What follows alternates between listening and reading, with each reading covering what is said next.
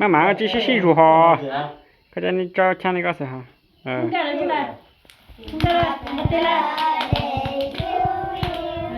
Happy birthday to you. Happy birthday to you. Happy birthday to you. Chị mùi dừa bánh sinh nhật đó dạ. Mình đã lúc bánh sinh nhật là ớt nó dùng cho nền thiết sĩ nó một giờ tập quán là bây giờ là đến tối được không anh? Em lấy luôn à? Em muốn lấy luôn ấy.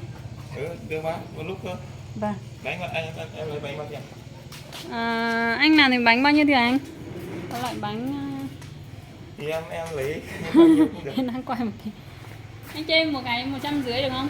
Có. Em cho 2 cái nhá. 2 cái 150 à? 2 cái, một cái 150. Như thế nào đây? Như là chúc mừng sinh nhật mẹ, một cái là chúc mừng sinh nhật bố. Bố em là 80 mấy tuổi rồi. Bố em sinh năm tầm 42 thì 80. Thì dừng lại. Vâng. 81 rồi. Mẹ em là 54. Chúc mừng sinh nhật bố 81 tuổi. Tí nữa ra lấy nhá. Một lúc nữa. Em ở đây đợi cũng được mà.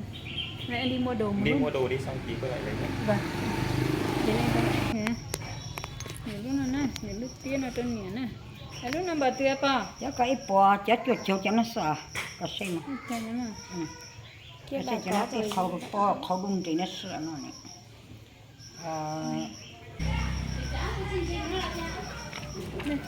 Có rồi. Dân thì ai?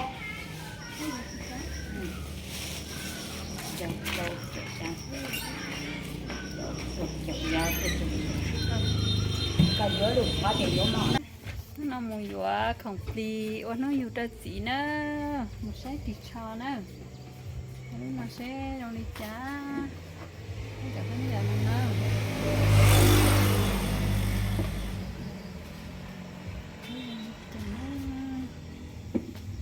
Cái áo này bao nhiêu chị?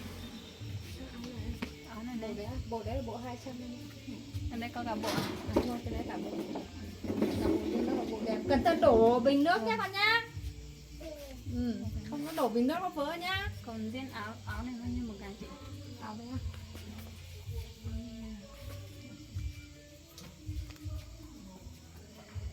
Áo là 150. 150 à? Thế thì em quyết định lấy bộ này. Thực ra là cứ lấy bộ là dễ mặc nhất em ạ. Nó vừa tiền mà nó cũng ấy. Chất nó cũng mát lắm. Vì bộ đấy nó không phải bộ rẻ, nó bộ đẹp lắm. Mà nó mỏng mỏng chị, mỏng kiểu Cái hàng không hơi thì em nhìn em cảm giác thế thôi, mặc không hở một tí nào đâu. Thoải mái. mình cảm giác rộng rộng. Thì bớt cho em một tí đi. Không bớt cho em 10 nghìn. Chị thực ra mới ra hàng chị bán toàn 170 đấy, nhưng mà mới ra hàng nên chị đang giảm 10-20%. Thì gói đi. Gói vào hộp to thế này nhá. Thế nó vô tay là chị. Mà còn những mua bác khứ cho rong ra nè. Còn những bác mua khứ rong đây mà ngã tổng một ná. Còn những bác mua khứ cậy rong đau ra nè. Thế mà đi. Thì mình sẽ những bác mua khứ cậy rong nè. Mua khứ cho lúc này mà đi ngã tổng một ná.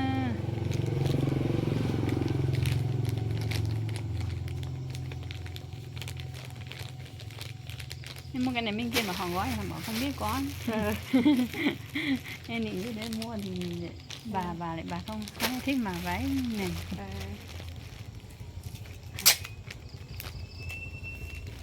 Đúng rồi, có người ta không có đồ để gói. Bình thường là chị lên hàng mỹ phẩm ấy, nó có cái hộp nhỏ ấy. Mình gói nó sẽ ấy hơn, nhưng mà không có thì mình gói thế này cũng được, xong rồi tí mình lại bỏ một cái túi đẹp ra bên ngoài nữa. Vâng. Ở đây bán được nhiều hàng. Tự nhiên sách bằng cái này thì Năm chị mới khai trương được có ngày hôm nay ngày thứ 3 thôi mà em. Chị mới lên thôi mà. Nói em tìm không có còn áo thế là đứa con gái em bảo là mẹ hình như có một cái bên kia đi xem thử. Chị mới mở ấy. Chị trước chị ở trên Lai Châu xong là chị mới rút về. À. Thế nhà chị ở đâu? Nhà chị ở Sông Mã thôi mà. À, nhà chị Sông Mã. Ở Sông Mã nên là bây giờ bà có tuổi rồi nên là rút về ở dưới này cho gần ấy. Đúng rồi. Thế còn nó cứ ở trên Lai Châu ở xa quá. Mấy năm nay cứ ông bà ốm lại đi chạy về mệt lắm. Đúng là đi xa. Nào hay chứ đấy. Vâng. Còn đây giữa còn nó thế. Còn nó thế.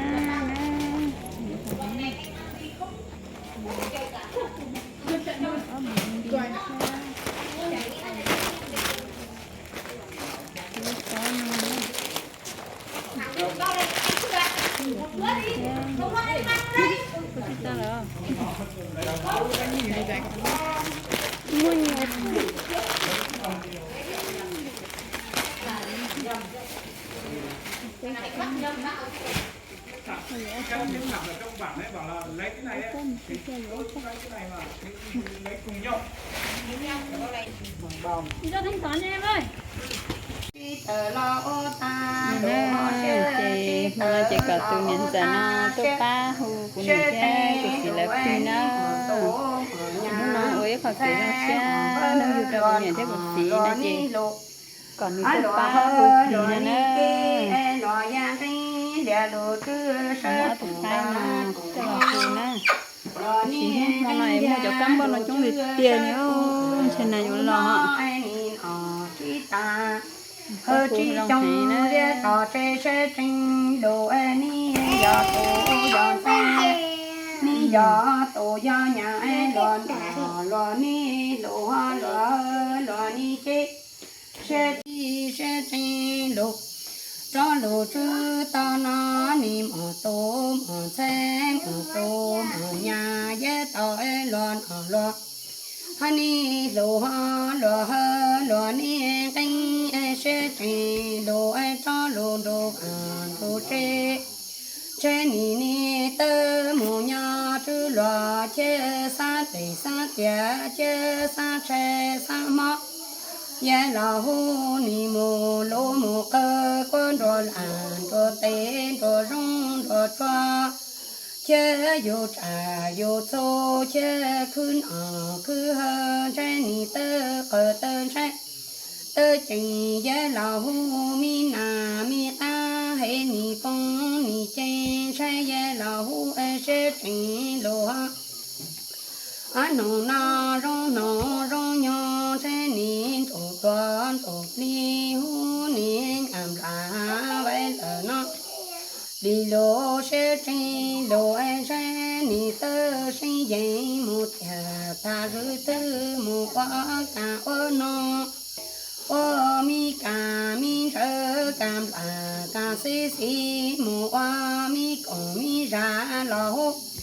một quả mi na mi ta lô một quả mi cho xong cho tông lô ni một nhà lô tô trà tô mù oan ô tư ô ta ôm bơ ô đi ya la hua trên ni một thẻ chữ sơ lo sơ cư sơ thị sơ ni sơ trang sơ vĩ sơ nhật sơ mua la hu ni mù cơ sơ lo cho trí nhà là tế mù mà sơ ya la hu trên ni tên trò tơ chỉ một thẻ ta rư tư qua lo an ra hơn ra lo hô có lo an tổ hơn tổ lo hô hi mù có lo tổ tế ta ra trở tế ta to lo hô trên ni mù nhà có lo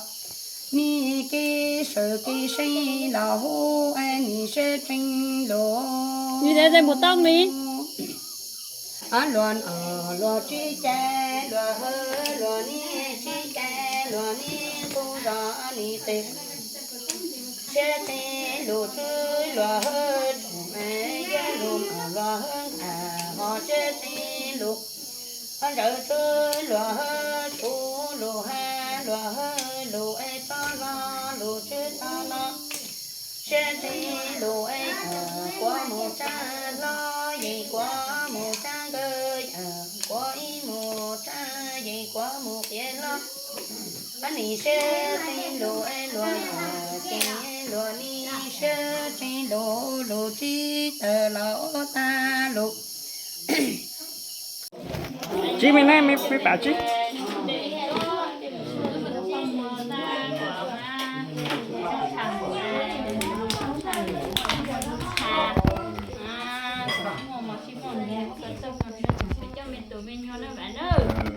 nó có có cái xuyên đâu và tôi nhỏ phải nào nhà bên nhà nó này chứ được à luôn rồi các nhà đó này ra con nó tao cái này nó chết ra còn nó yêu em ra con này con gạt gọi nhưng mà để chút còn không mua lúc càng có hú để trong trầm chỉ đôi tuổi trầm em của con đang mua ru của con chỉ mong nghe con lúc cái tông cái lên thằng cái cháu mình tự mình này nhá đây giờ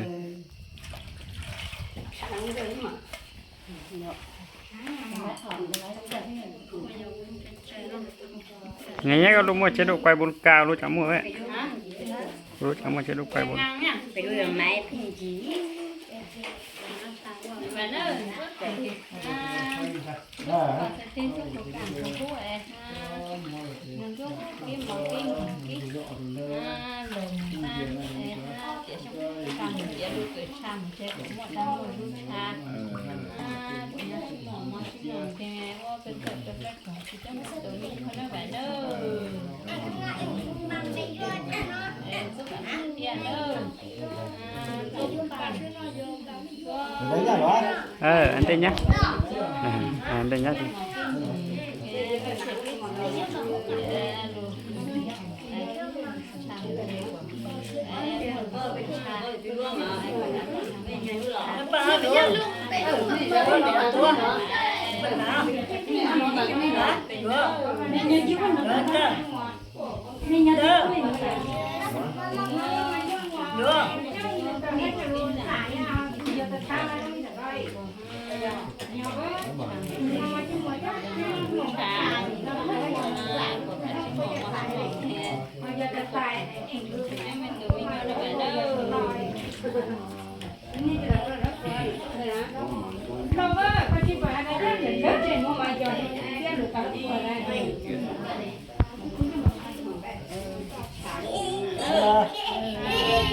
em ta chúng ta tu nên mà cái ta đã chỉ nó cả bị cho tu anh rồi chúng ta tu ha chơi học không hết cái nào tới cho nên cái ta đã có đủ nhóm chỉ nhóm rồi là hết tu là hết cá rồi hết cho hàng rồi hết rồi đã chỉ là một cá chế thì mình có chỉ là cụ thể chỗ có chỉ là một cái mà nhóm được chỉ nhóm rồi là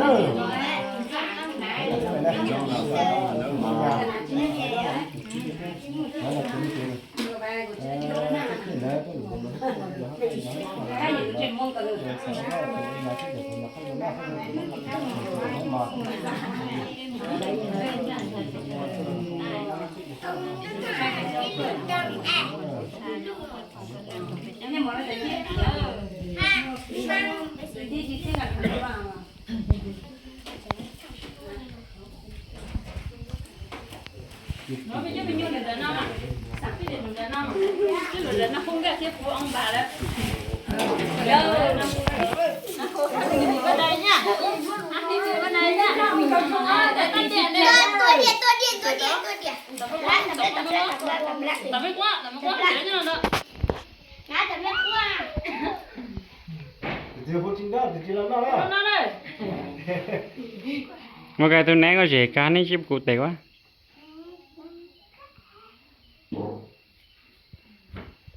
cái điều không ra những vật tế đó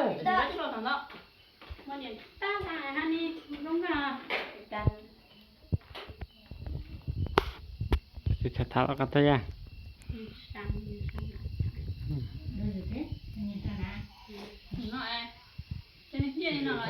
chứ mua tụi có cái này tốt điện này cái tấm ảnh gì vậy tôi điện ơi à mà đúng không chị ạ mà chứ ngày nữa tôi là nói chứ mà chẳng nó chỉ có giờ mà chỉ xí rủ họ cái này cho cha này có sao hả không ra được chứ này không ra được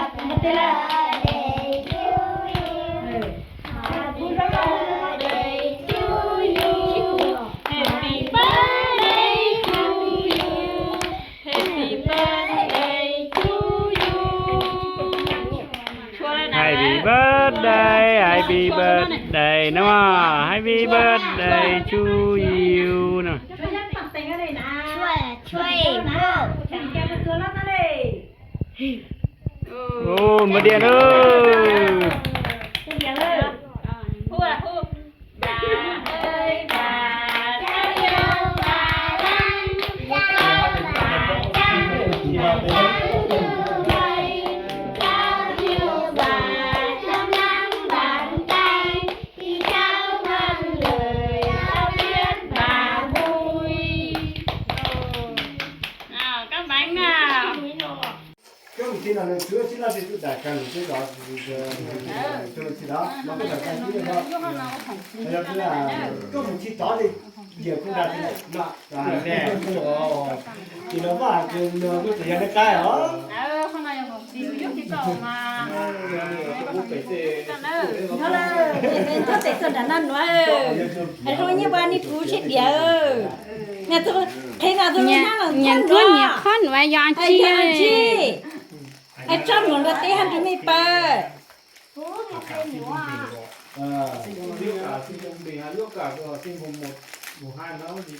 bé nãy mẹ từ trong rồi cho chồng là bé nhớ vấn này chỉ xin loài bé tôi chỉ lo khi mẹ từ là mẹ được chỉ tiêu sao mà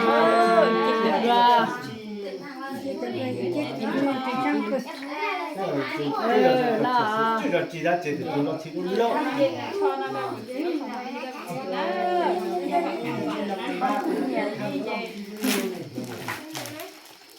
mình phải mua